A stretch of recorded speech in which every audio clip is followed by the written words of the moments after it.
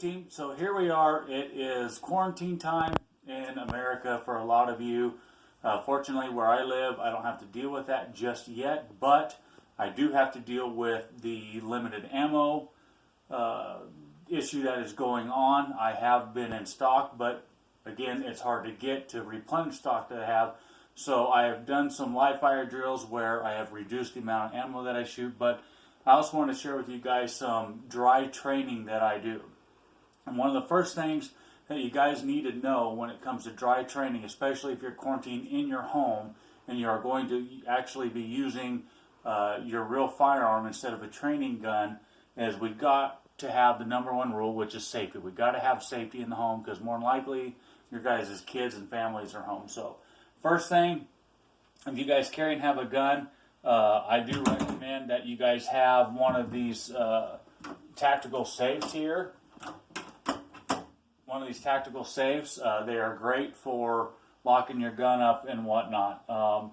Mine, the batteries have died, so I actually need to put new batteries in it. But so for this demonstration, we're just going to go ahead and use the key. But what I do when I do my dry training, first thing is I tell myself, this gun is live. It does have the ammunition in it. And I need to treat the gun as if it were loaded because it is loaded, and I do keep my guns loaded in the house. Another thing is where are we going to point that gun as I take it out of my safe? Where am I going to point that gun? In your house, where's the safest place to point the gun?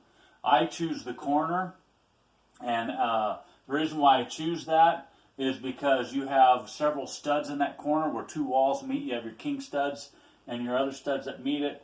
But I also choose the floor. On my house, I have tile, but you have a seal plate, bottom floor seal plate that runs along the tile and the concrete.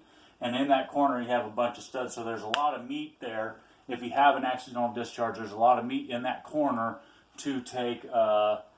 Now, I can't take credit for that idea. My mentor, Matt Siebert, from Insight Firearms Training, actually is the one that gave me that little pointer, so I got to give kudos to him. So first thing we're going to do is open up the safe.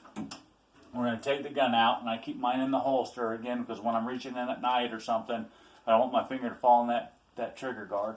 And I pull the gun out of the holster. Now I'm going to put it in my safe direction. I'm going to take the magazine out of it, and then I'm going to rack my round out onto the counter, and then I'm going to verify in the chamber that it's empty, and the magazine well that it is empty. So now, rack it a few times if you want to. Now we have a dry, empty gun that we can proceed to do our dry practice with. So that's one thing that you guys can do. So what I do is I make sure that my ammunition stays in a separate room from where I'm going to be doing my dry training. So for me, my gun is always in my bedroom when it's locked up. So I'm going to keep my ammo in here, and I'm going to take my dry training out into my living room, and that's where I'm going to do that. So I hope you all take this safety tip to heart. I hope everybody's doing well with the quarantine. I hope everybody is being kind to one another. Remember, God loves us, and we need to love God and love our neighbor as well. Everybody get out, get training, even if it's dry training in your home, and remember, take your kids out shooting.